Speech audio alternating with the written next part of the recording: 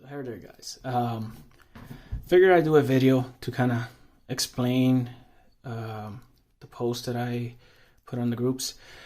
It's just gonna make it easier than just answering everybody's guess as to what was in that picture. And I guess I'll try to cover as much as I could. There's a few guys that guessed most of the things that were being shown, but I'll let them know after, I guess. But anyways, this obviously is a new chassis that we're going to be adding to the lineup. And this is, one of the guys commented this, oh, that's the Banggood's chassis. Yeah, well, they do sell the design in Banggood's for the 1/10 scale. But in reality, this is Fat Girl Reloaded. This is a design of a, 1:1 scale, actual buggy that races. And what I did is I adjusted some parts of the design so that it will fit the SCX24. Obviously, you guys know that, the original vehicle doesn't have a big chunky servo in there, and the axles are totally different from this, and they're not looking to have all that crazy articulation that we like. But the changes had to be made just to be able to fit that, in shock locations and everything.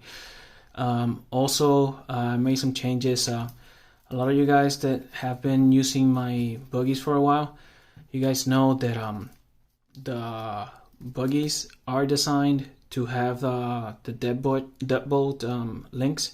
And what I usually do is I use the front links and put them in the back.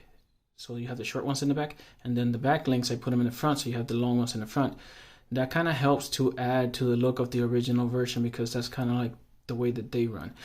But this one right here, I still want to stick to the deadbolt link lengths, because there's the deadbolt is just the one that sells the most. I mean, I know there's special ones, I know there's other versions of it and everything, but the base model for the SCX24 will be the deadbolt. If I try to make it to where it'll fit the Jeep, then that's not going to work for any of the other ones and everything. So, and at the end of the day, for these buggies, when you're making a change to a chassis like this one, you're expected to do a little bit extra to get the most out of this chassis. These chassis, yeah, they can work with the deadbolt, link lamps and all that stuff, but that's not gonna be the best. If you make your own links, your own link length and all that stuff, you will get much better performance out of these chassis. They're very, very, very limited with the stock link lengths and rod ends and all that stuff. They really shine when you put better, links and better lengths and better wheelbase for the terrain that you're trying to maneuver over. Also, like I said, I went ahead and put 2 different mounting spots for it. Right now I have it in the back mounting spot for the skid plate, because like I said, I use the longer links in front, which is like if you flip the deadbolt. But I put the one in the front so that you could put the skid in the front and keep the links from the original deadbolt in the original location. So you'll have the tri-link in the front and the shorter, bottoms, and then you have the longer, 4 links in the back. That's if you use this spot right here to, connect it to. Now, I know what you're gonna say. Why didn't you put one for the Jeep right in the middle? Guys, look how many holes we have here. That would have just been a mess, and like you would have just been putting all kinds of craziness in there, and there would have been some bolts that would have kind of interfered with the other ones, and it would have been a nightmare. So, that being said, there is a reason that I put something else in this picture. And I've been waiting a little while for this, and I painted these. Look at this. What am I doing? Anyways, I was waiting a little while for these because I know a lot of guys don't want to go through the trouble of making your own links, like I do. I use threaded rod, and then I put brass, tube on top, and I use the rod ends from the links, the stock links. I just cut them and put a little hole, and boom, I thread it in there, and I make my own custom links. But for those that don't want to do this, I was really excited to get these links. These links are available on eBay, and they're the KYX links for deadbolt. and they come in, you know, they have the short one, the shorty ones, the long ones, and then of course they have these which should go on top here, but actually in the back for the original, but you know what I mean. And I didn't use them now because I have another thing that I want to talk about, which is my servo mount. These links allow you to go back and forth quite a bit, almost about 10 millimeters difference on the link length. So these links will allow you to, you know, play with your wheelbase on these and be able to get the articulation you want and all kinds of coolness out of it. So I really wanted to wait for those so you guys could see it. This is steel. This stuff will not break. Well, some of you guys will break it, but it's not gonna be from normal use. It's just you're gonna twist it or something for some reason, and then you're gonna complain that it doesn't work, but it does. Anyways, these links, as you could tell, this is the same link, but you can see the difference in length by just using the adjustability, you know, of the link itself. Just putting them a little further out and using that lock nut right there to keep it in place. So there's a lot of adjustability, and like I said, you get 3 different lengths with these. And if you order the right package, you also get the tri-link, which looks really cool. But I didn't do it on this one because I knew I wasn't going to use my tri-link. I do the 4-link on this anyways. So I'll try to see if I can put the link for these. I don't remember. I think they were like $20-something, but they're really cool, and they have the metal rod ends, and you know, with the little ball and everything that you get with shocks if you were to buy aftermarket shocks. So price wise it's really good, even if it's just for the rod ends, because this size rod ends in aluminum or metal, they're really hard to find and they're really expensive. So it's a really good deal just to buy them, even if you just want the rod ends, which at the end of the day is what I'm going to use. I love these, but I think they're a little too thick for my taste, so they look a little bit out of place for me. So I'm gonna do more than likely use the M2 threaded rod so I could thread it onto that, and instead of brass I'll use aluminum or stainless steel tubing on top to, stainless steel, I could keep that shininess in there. It'll be super hard and it'll just look really, really good because it'll be thin. But that's just me, but those links are really, really cool. Obviously, I didn't use them for these, the top ones, because I have this servo mount, which is what I use on my buggies. This is not something I had a lot of people ask me, because I posted this servo mount a little while back, and a lot of people are like, well, this and that. Okay, this servo mount is designed to push the servo as far back as humanly possible.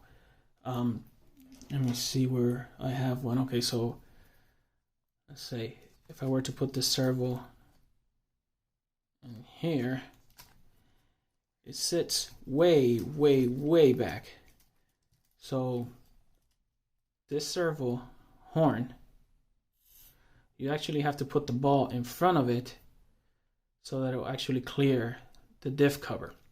So this servo is like the extreme version of a servo mount to bring everything all the way back. And the reason I made the servo mount, one was to be able to make it the lowest servo mount you could possibly get for the SCX24.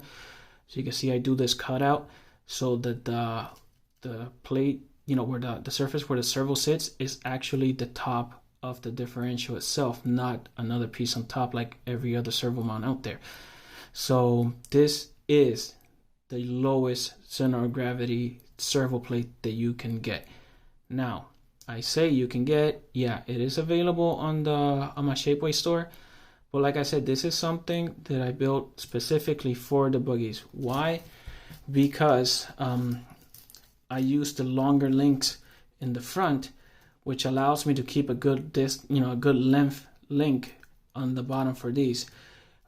Because they have to clear that dry shaft, I have them sitting at the bottom of the servo mount. You can see there. Because they have to clear the dry shaft, you're not able to bring these super duper close. So if I was to make this with the lengths, these lengths up front, or the Jeep, which are short, this would mess up the triangulation on the vehicle. So you will have a lot of, motion and stuff on it that you really don't want, because then the vehicle is going to start trying to go one way or another.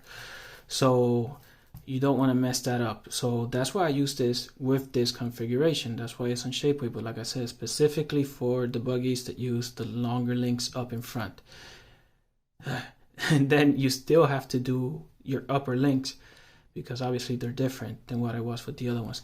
Now, the name of the guy escapes me right now, but there is a guy on Facebook groups that made a version of this servo mount, but he made it 5mm closer to the front in order to keep the servo, at a more realistic distance, where you could put the ball in the back of the servo horn and you'll still get pretty much the same clearance up in front. It's just the servo ball, the ball and the horn is behind the horn. So that 5mm, you could just move it from that way to the other, which works. But I didn't want that for the buggies, because I didn't want it to look like I had a whole bunch of stuff up in the front. I want this to look as scaled as possible, so I wanted to hide the servo. So that's why I went that route. But his servo mount is available on Thingiverse, and free. And those spots where the links go, they're 5mm further forward, which, and actually he doesn't use the bottom ones. I hope he kind of updates that. He uses the back ones, because this offers a mount in the back as well. So now that I think of it, I guess the links will be the same length for his, because he's holding it up the back here, because that was my original design, and now I do it at the bottom as well, so I offer both. So pretty much, yeah, his servo is sitting forward, but the links are still the same length, so it's the same issue with the triangulation if you use the shorter links. But should have thought about that. But anyways, I may make another servo mount that brings it 5mm forward and brings this point 5mm forward, so you got 5mm longer, links, and try to deal with all that nonsense. Anyway, that was the servo mount. That's another thing that people pointed out on that video. So we have chassis, we have links, we have servo mount. Now, in there, something else. A lot of you guys must have seen this. This is that PN Racing motor mount for the 130 motors that they're coming up with. I think they have a batch already that's ready to sell. I have to check. If they do, I'll try to get a link posted on the video or something. And this mount is extremely strong and very well built. I know what you guys are going to say, but Gammy, you make your own motor mount. You got that V3 mount, which is practically the same thing. Yeah, but a lot of guys want to do all aluminum and all metal builds, and this mount is like super high quality. So I don't care that I'm losing sales. I mean, guys, this is a really good mount. Who cares? It's all about the hobby, isn't it? So this mount is all aluminum. It's a two-piece. That piece right there bolts to the motor, and then you grab it to the mount from the outside, and then that motor goes up and down, as you change the pinions. Yeah, I got a big spur in there, so you get, it's big enough that you can go as big as a 59 tooth lossy spur in there, which is what I have, which is really, really, really convenient. The other thing is I have a 90 turn PN Racing motor. Yeah, 90 turn. So maybe some of you guys already saw it on the videos on Facebook. They're coming out with a 90 turn motor. That's pretty good. We've been using for years, and I've been, very vocal on it. I've been like, guys, if you want to go 130, if you want to use your stock ESC, and you want to use the most powerful small package, motor that is fast but still has torque and all that good stuff, the 70 turn PN Racing motor is the best option. It's a rebuildable 130 motor. It has ball bearings front and back. It has neodymium magnets. It is extremely strong. So it works for this very, very well, and that's what a lot of people have been using, the 70 turn motor. Now, PN Racing specifically, because of this platform, the actual SCX24, they have decided to play around with different motor combinations, and they came to the conclusion that this specific motor, 90 turn, packs the most punch, the most power, the most, versatility out of all the ones that they've tested. It even has a thicker winding than the other ones that they tested. That's one of the reasons why I built that motor test stand, because I wanted to test these motors and compare them. And this thing is extremely powerful and super slow compared to other motors.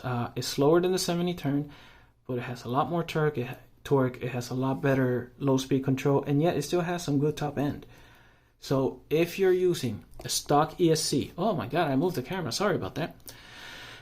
If you're using a stock ESC and you don't want to do anything else to the vehicle, you just want to have a stronger motor that is not going to die on you like the original motor, that 030 motor, which is tiny little thing. Or if you already swapped to a barrage motor, which is a 050 motor, that's garbage. I'm sorry guys, they use the same brushes, which is just a little strip of metal, and it burns up because too much amperage run through it, because we're putting weight on these vehicles and they're not designed for that. Those are little tiny motors that are not designed for this. This motor is specifically designed for this. This is an amazing motor, and you want to be able to use the best motor possible for the vehicle. That will be out. I have to check with them. Dang it, I didn't check before putting this video. But anyways, I'm just trying to show everything. But yeah, 90 turn PM racing motor coming out. This is what you want to get. Like I said, it'll be cheap. All you need is a motor mount. You can use their aluminum motor mount. I'm not sure how much it's going to cost, but this is a really high quality motor mount. So I'm sure it's not going to be cheap. And if it's cheap, then I guess I'm screwed, because it's a really good mount. But in any case, if you don't want the mount, you could always do the motor and then use my V3 mount, which works just as good. Obviously I have to talk good about my stuff too, but mine being plastic is lighter. So if you're going for the lowest center of gravity, and the way that I tilt the motor is slightly lower as well, so the center of gravity will be lower than this one, obviously. But this mount is just beautiful. So and it works, it functions, it will not break. It's just really good.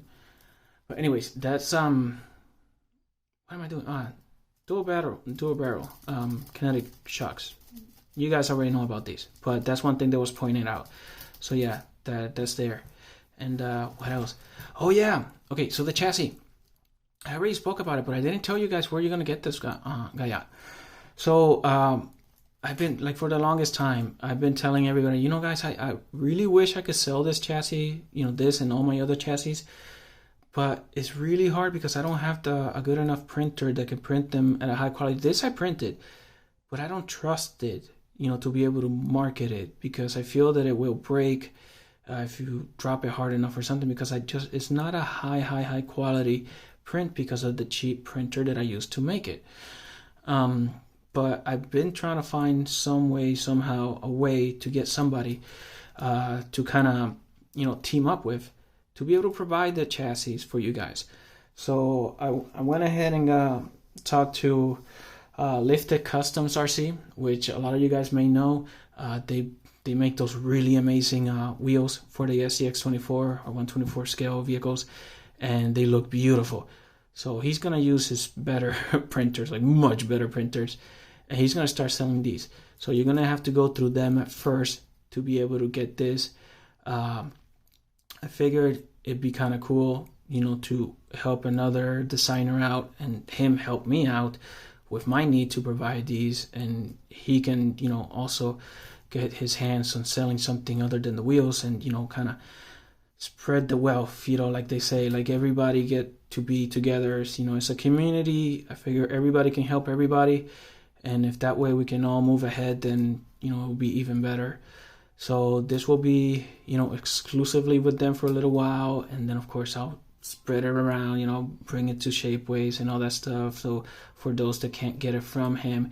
And then we'll have some new models coming in through him, through them over there. And I'm going to try that out first to see how it works, because I have really high hopes for this to go the way that I want it, because it's going to help you guys out to be able to get them quicker and a much better product, and you know, just pretty much just, we're trying to spread this all around. We're trying to get this hobby to where much more people will get into it. This microcrawlers they've just exploded ever since the SCX24 came out. So we're really excited, and hopefully we'll be able to like keep pushing this out to where this will get, you know, as, you know, famous and as inclusive as the 110 scale guys are.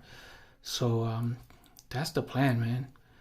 I don't know if I covered everything. Hopefully I did. But anyways, that's where we at with this one. Keep an eye out for when Listed Customs RC posts their pictures of their chassis, which they're doing some really cool stuff with their chassis. You'll see, and then we'll be able to get that there. And then I don't know, just if you have any questions, just let me know. We'll see what we figure out. Thanks for watching, guys.